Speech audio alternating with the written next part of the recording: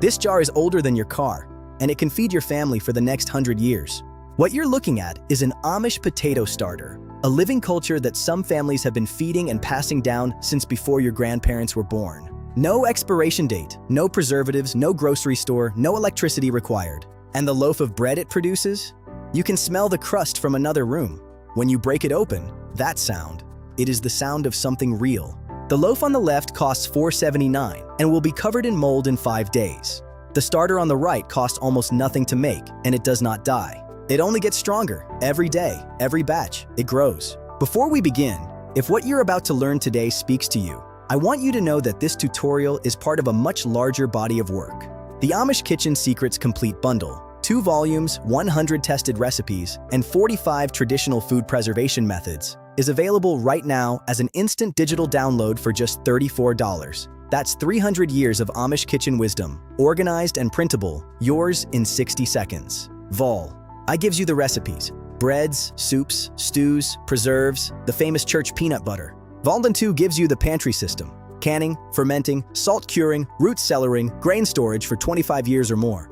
The link is in the description. There's a 30-day money-back guarantee, 0 risk, and thousands of families across America are already using it. Now, let's make something that will outlive us both. Most people have heard of sourdough starter. What most people have never heard of is what the Amish have been doing quietly for centuries.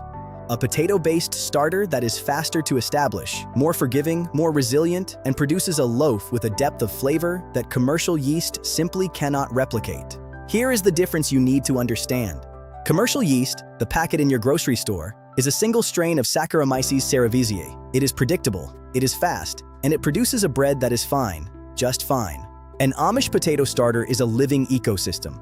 Dozens of wild yeast strains coexist with lactic acid bacteria drawn from your local environment. The bread it produces is uniquely yours, flavored by the air in your kitchen, the water from your tap, the hands that fed it. No 2 starters in the world are exactly alike. And here is the detail that changes everything. The potato provides starch. Starch is the preferred food source for wild yeast. This means your Amish starter is more active, more reliable in cold weather, and far more forgiving for beginners than a flour-only starter. Now, I mentioned there is a forbidden ingredient, something that most people instinctively add that quietly kills the starter before it ever has a chance to establish. I will tell you exactly what it is, but first, you need to understand the phases of a starter's life. Because this is not a recipe, it is a relationship. What you need: 1 medium russet potato, 2 cups of filtered or spring water, 2 tablespoons of whole wheat or rye flour, 1 tablespoon of raw honey or organic cane sugar, a clean glass jar, at minimum 1 quart capacity, a wooden spoon, and a cotton cloth or loose lid. Day 1. The awakening. Peel and cube the potato. Do not wash it after peeling. Boil the cubes in 2 cups of water until completely soft, approximately 15 minutes. The kitchen will smell of warm, clean starch, simple and comforting, like something your grandmother's hands once knew. Remove the potato. Do not discard the water. That cloudy, starch-heavy liquid is the foundation of everything. Mash the potato cubes thoroughly, no lumps. Combine the mashed potato with 1 cup of the reserved potato water. Allow this mixture to cool to lukewarm, not warm, not room temperature. Lukewarm, the temperature of a comfortable bath. Add 2 tablespoons of whole wheat flour and 1 tablespoon of raw honey. Stir with your wooden spoon, always wood, never metal, until fully combined. Pour this mixture into your glass jar. Cover loosely with a cotton cloth secured with a rubber band. Place it in the warmest spot in your kitchen, near the stove, on top of the refrigerator, or on a high shelf. Leave it. Do not disturb it. Do not stir it. Walk away. But if you add one specific ingredient right now, something most beginners reach for instinctively, your starter will be dead in 24 hours. By the end of day 1 and into day 2, you may see small bubbles beginning to form near the surface. This is your signal that wild yeast is waking up. The mixture will begin to smell faintly sour and faintly sweet at the same time. Alive. Now, I need to tell you about the ingredient that kills starters. It is tap water. Not all tap water, but most municipal tap water in the United States is treated with chlorine or chloramine, disinfectants designed to kill microorganisms in the water supply. They are very effective at their job. Too effective. When you introduce chlorinated water into a developing starter, it suppresses or eliminates the very microorganisms you are trying to cultivate. This is the single most common reason home starters fail, and almost no one talks about it. The solution: Use filtered water, spring water, or tap water that has been left uncovered in a pitcher for 24 hours. Enough time for chlorine, though not chloramine, to off gas. Alternatively, boil your tap water and let it cool. Both methods are effective. Write this down. Tell your children. Filtered water only for the first 2 weeks. By day 3, your starter should be visibly active. Bubbles throughout the mixture, a domed surface, and a smell that is shifted from neutral to something tangy and yeasty. This is fermentation. This is life. Beginning on day 3, you will feed the starter once per day. Remove approximately half of the starter from the jar and discard it, or use it in pancake batter, where the mild sourness is extraordinary. To the remaining half, add 2 tablespoons of the original potato mash. You may use fresh boiled potato or flour as a substitute once the starter is established. 1/4 cup of filtered lukewarm water, 1 tablespoon of all-purpose or whole wheat flour. Stir well. Cover. Return to its warm spot. Each feeding resets the pH, removes accumulated acid, and gives the living culture fresh food to consume. By day 5, if you drop a small spoonful into a glass of water and it floats, your starter is ready to bake with. The float test is your starter's graduation ceremony. Fill a glass with room temperature water. Take a clean teaspoon of starter. Drop it gently into the water. If it floats, your starter is mature and ready. If it sinks, give it 1 more feeding cycle and test again in 4 to 6 hours. Do not rush this. A starter that is ready will tell you. One that isn't ready yet will give you a brick. This is the loaf that Amish families have been eating at Sunday tables for generations. The crust is deeply golden and shatters when you press it. The crumb inside is soft, open, and slightly tangy.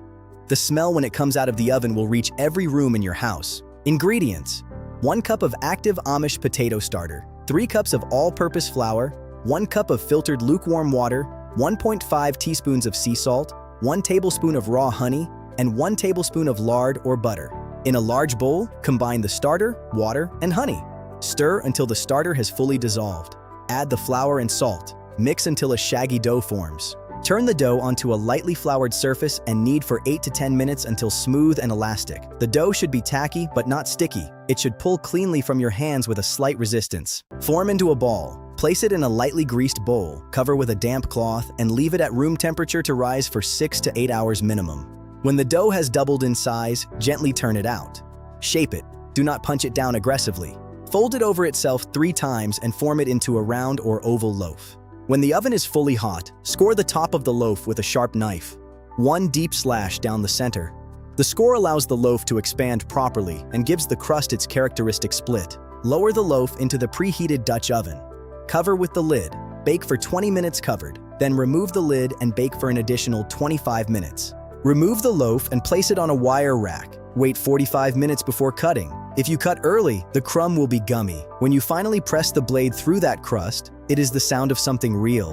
An Amish potato starter that is properly maintained does not have an end date. The oldest documented starters in continuous use are over 150 years old. If you bake frequently, keep the starter at room temperature. Feed it once per day. Bake every 2 to 3 days, always reserving at least half the starter in the jar. If you bake occasionally, store the starter in the refrigerator. The cold slows fermentation dramatically. A refrigerated starter can go 1 to 2 weeks between feedings. When you're ready to bake, remove it. Feed it twice over 24 hours at room temperature. Wait for the float test to pass and bake. If you want to pass it on, the Amish method of preserving starter for long-term storage or gifting involves drying. Spread a thin layer of mature starter on parchment paper and allow it to dry completely at room temperature, 24 to 48 hours. Break the dried flakes into a sealed glass jar. Dried starter stores for years and can be rehydrated with equal parts flour and water at any time. Right now, in your kitchen, there is a version of this starter waiting to be born. That is the Amish way, building systems that make the chaos of the outside world irrelevant to the life inside your home. If you want the complete collection, 100 recipes plus the full 45-method pantry preservation system, the Amish Kitchen Secrets Bundle is in the description right now. Over 2,400 families are already using it. Watch this video again before your first bake. The measurements are specific, the temperatures matter, the float test will save you from a bad loaf. Take notes the second time through. You will catch something you missed. This knowledge was almost lost. You found it. Don't let it stop with you. Leave me a comment below. What is the first loaf you're going to bake? I read every single one. I'll see you in the next one. Stay fed, stay free.